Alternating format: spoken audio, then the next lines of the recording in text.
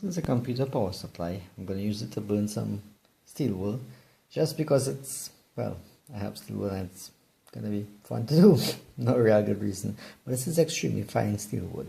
So essentially it should burn and then I'll have to keep sparking it. But shorting it off for it to burn because it'll burn off as it touches. As you can see, the computer power supply is on.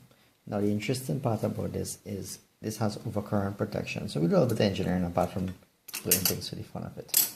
If I short this out, let's do that. See this spark?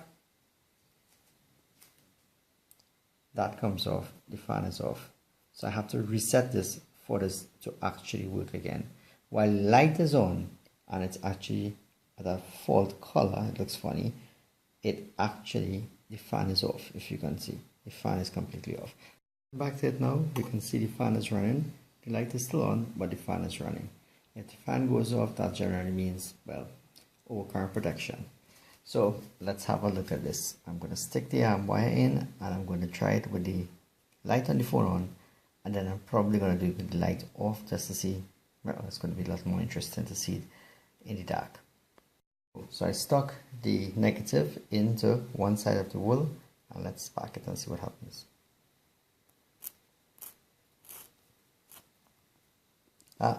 Touch too much. I've heard the power supply go off. Yep, it did. Back on. Let me try this lightly. If it touches too much, it goes off. But if it touches just a little, the resistance goes up and this thing burns before the overcurrent actually gets all, well, over anxious and shuts things off.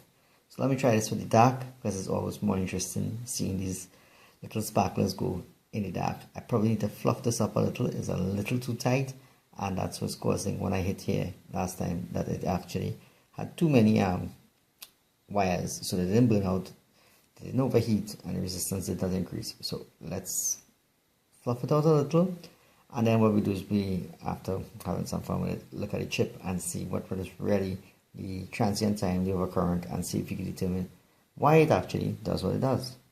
It's fluffed, and of course it's going to be very dark because I really don't have, if I put on the lighter you wouldn't get this fantastic view. I mean, look at this, and that's just one touch, and it just continues burning and burning and burning if you fluff it out correctly.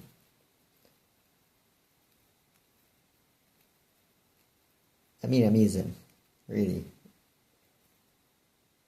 Okay, we've lost it. Let's do a little touch again and let's see if we can start something.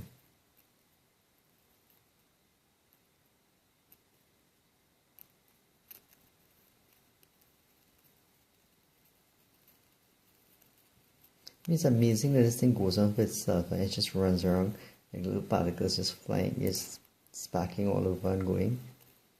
And just the right density seems that this is going to actually continue and make a good fuse for something too.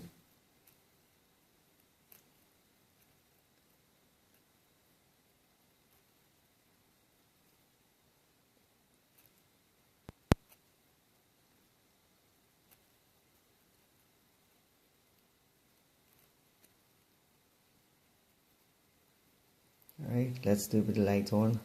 Right, this is with the light on. It's not going to be as interesting, but see what. Let's try it.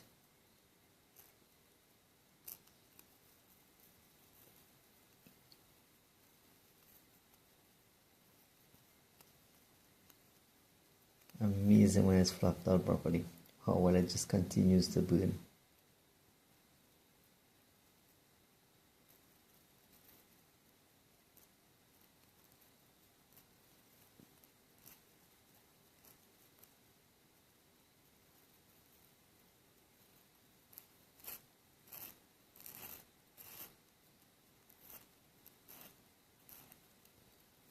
I'm feeling this yellow wire getting fairly hot, which means it's probably running quite a decent current.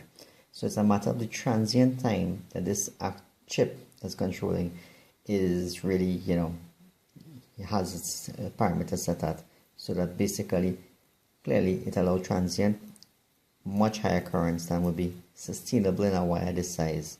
I mean, I should check and see what gauge wire it is. Actually, it's probably written down on one of these, so I'll check the gauge of the wiring. But yeah, I mean, it's clearly running over because it's warm. The insulation is warm in my hand. So this something interesting I did not consider before.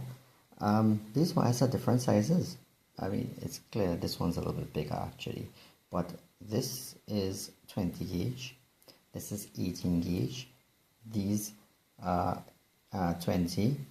The blue and the green are 22. And the smaller the arm, the larger the number, the smaller the size of the wire. So yeah, it's amazing. Different wires, different sizes. I didn't consider before.